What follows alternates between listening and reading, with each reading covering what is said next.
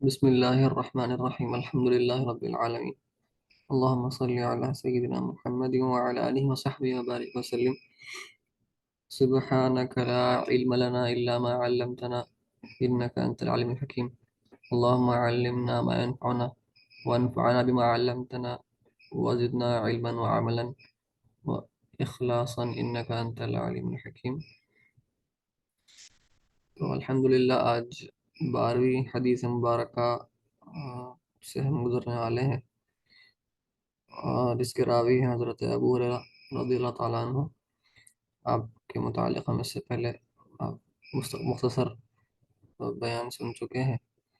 تو آپ فرماتے ہیں کہ قال رسول اللہ صلی اللہ تعالی علیہ وآلہ وسلم من حسن اسلام المرء ترکہ ما لا یعنیہ حدیث حسن رواه ترمذی.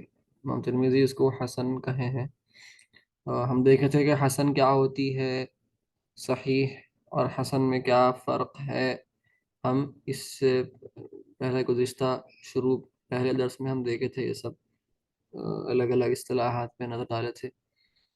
تو حسن میں ایک تذکرتاً عرض کر دیتا ہوں کہ حسن اور صحیح میں فرق اتنا ہے کہ وہ جو 5 شرائط ہوتے ہیں، وہ 5 شرائط میں سے ایک شرط جو ہے راوی کے حافظے کی، میموری کی. تو جو میموری راوی ایک یا جو بھی ہو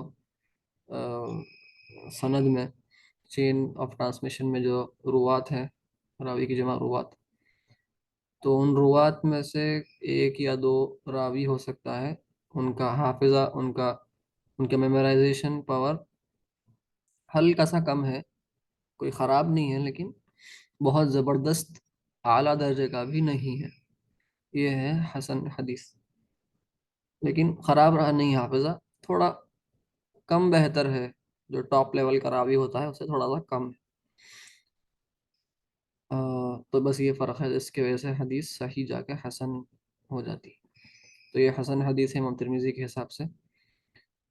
اور کچھ دوسرے محدثین کچھ کلام کرے ہیں تو ہم کو اس میں جانا نہیں ہے، تو کچھ اس کو حسن کے نیچے کا درجہ بھی دیتے ہیں. کچھ ایک تذکرہ عرض کر رہے ہیں، امام نووی بہت بڑے محدث بھی تھے، فقیہ، شافعی فقیہ ہے اور محدث تھے. تو حدیث حسن ہے امام ترمذی کے حساب سے، امام نووی کے حساب سے بھی حدیث حسن ہی ہے، کیونکہ آپ یہاں پر نقل فرما رہے ہیں. اور مقدمے میں آپ یہ بھی فرمائے تھے کہ میں صرف صحیح اور حسن احادیث کو ہی لانے والا ہوں میری کتاب میں. تو امام نووی کے حساب سے بھی یہ حدیث حسن ہے بول کے یہاں پر ہم کو سمجھ میں آتا ہے. تو الفاظ بہت کم ہیں، جیسے ہم کو اب تک سمجھ میں آیا ہے، اور ہم سب جانتے ہیں شروع سے کہ نبی کریم صلی اللہ تعالی علیہ وآلہ وسلم کو عطا کیا گیا تھا جوامع الکلم کا معجزہ، کہ کم بات میں، کنسائز بات میں ایک سمندر بیان کر دینا. چھوٹا سا جملہ ہے لیکن ایک بحر آپ بیان فرماتے ہیں صلی اللہ تعالی علیہ وسلم. سرکار فرماتے ہیں کہ من حسن اسلام المرء، تو ایک شخص کے اسلام کی خوبصورتی میں سے یہ ہے، اسلام کی اس کی خوبصورتی میں سے یہ ہے کہ وہ اس چیز کو چھوڑ دے جس سے اس کا کچھ لینا دینا نہیں ہے. تو کچھ محدثین جیسے امام ابو داود ہے غالباً، وہ فرماتے ہیں کہ یہ حدیث اسلام کا چوتھا ہی حصہ ہے. اسلام سمجھنا ہے تو یہ حدیث آپ سمجھ جائیے، چوتھا حصہ آپ سمجھ جائیں گے. کچھ علماء فرماتے ہیں کہ یہ حدیث بنیاد ہے اسلام کے اخلاقیات سمجھنا ہے. اور اسلام، اب دیکھیے ہمارا اسلام جو ہے، علماء یہ بھی فرماتے ہیں کہ آپ جب علم حاصل کرنے جائیں گے تو آپ دیکھیں گے کہ زیادہ کام فقہ پر ہوا ہے. تو آپ ایک علمی لحاظ سے اگر ہم احاطہ کریں، ان جنرل اجمالی طور پر اگر ہم بات کریں، تو اجمالی طور پہ ان بریف اگر آپ دیکھیں تو علم جو ہے 80% فقہ ہے، 20% تصوف ہے، یا اخلاقیات بھی آپ بول سکتے ہیں تصوف کو، اپنے آپ کو سدھارنا. یعنی علمی کام، علمی کتابیں اگر آپ پڑھیں گے تو 80% آپ فقہ زیادہ پڑھیں گے، 20% تصوف. ان جنرل بات ہو رہی ہے، obviously عقیدہ اور وغیرہ بھی آتا. یہ ان جنرل ہے، لیکن ایکچولی عملاً جو ہم کو کرنا ہے، عملاً جو ہے وہ ایکچولی 80% تصوف ہے اور 20% فقہ ہے. فقہ یعنی انڈرسٹینڈنگ، اگر آپ اس معنی میں لیے تو 80% تصوف 20% فقہ ہے.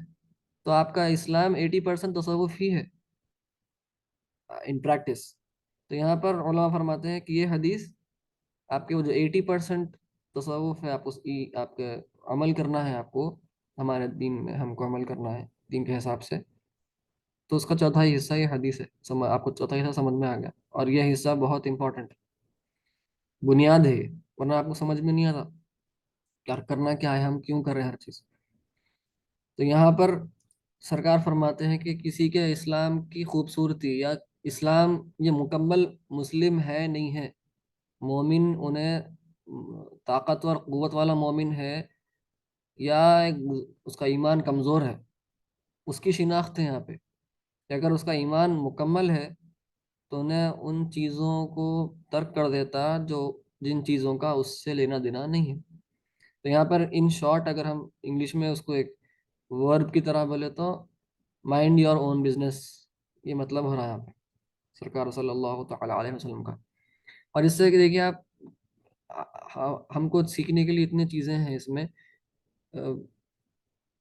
کیونکہ اگر کچھ ہم کبھی بھی کہیں گئے، کہیں بھی ہم اگر سفر کر رہے ہیں یا راستے میں سے بھی گزر رہے ہیں، ہم کسی کی گاڑی کو دیکھیں، کسی کی گھر کو دیکھیں، کسی کی کوئی بھی مالی چیز ہو یا کوئی بھی کسی کے بچے ہوں گے تو ہمارے ذہن میں جیسا ہی ہم کسی اور کو دیکھتے اور غور و فکر کرنا سوچتے تو اپنے آپ پھر خیال آنا شروع ہوتا، انفیریورٹی کمپلیکس آنا شروع ہو سکتا کہ وہی اللہ تعالیٰ اس کو دیا، یہ سب مجھے نہیں دیا.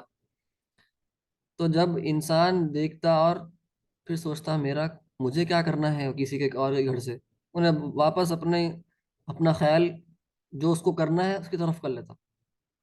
تو پھر اپنے آپ یہ جو کمپلیکسز ہیں، انفیریورٹی کمپلیکس ہو یا کوئی، انفیریورٹی کمپلیکس سے ہوتا کیا کہ انسان اپنے آپ کو کمتر سمجھنے لگتا، اور جب کمتر سمجھتا اپنے آپ کو تو پھر ناشکری کی طرف بڑھنا شروع ہوتا، جبکہ اتنے انعامات اللہ تعالیٰ عطا فرما چکا ہے ہم سب کو.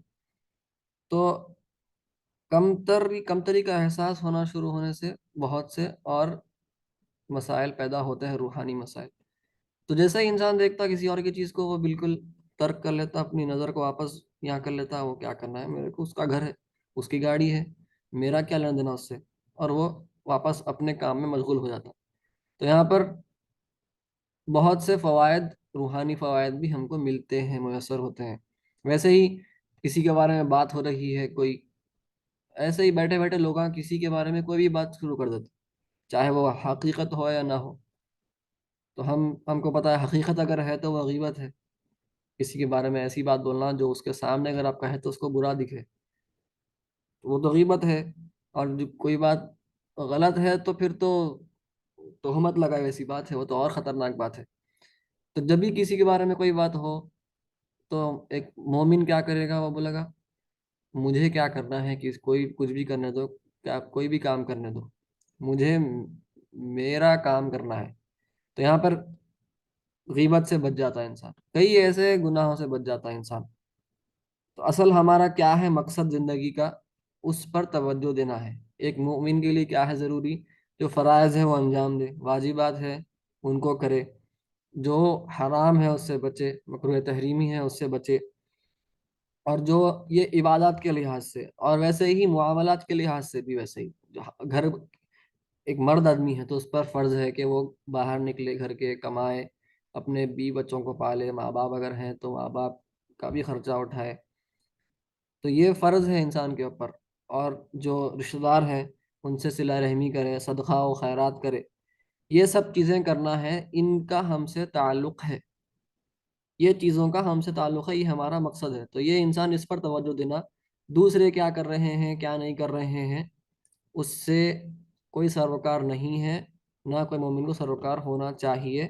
اگر کوئی ایسے چیزوں میں پڑھ رہا ہے یا ایون بات بھی کر رہا ہے جس کا اس سے کوئی تعلق نہیں ہے، تو پھر وہ دلالت کرتا ہے کہ اس شخص کا ایمان کمزور ہے، اور ایمان جب کمزور ہوتا ہے تو انسان کو خوف ہونا چاہیے کہ کہیں وہ پھر کمزور ہوتا ہوتا ہوتا ختم بھی ہو سکتا ہے۔ تو وہ ایک علامت ہے، الارم ہے، ایکچولی وہ الارم ہے کہ ایمان ہمارا کامل نہیں ہے، سیدھا کرنا ہے، درست ہو جانا ہے۔ تو اللہ تعالیٰ سے دعا ہے کہ نبی کریم صلی اللہ تعالیٰ علیہ وسلم کے وسیلے سے ہم کو ان چیزوں میں مشغول رکھے جن کا ہم سے تعلق ہے، اور ان چیزوں سے ہمارا کوئی سروکار نہ ہو جس سے ہمارا کوئی تعلق نہیں ہے۔ وآخر دعوانا ان الحمد للہ رب العالمین برحمتک یا ارحم الراحمین والحمد للہ رب العالمین۔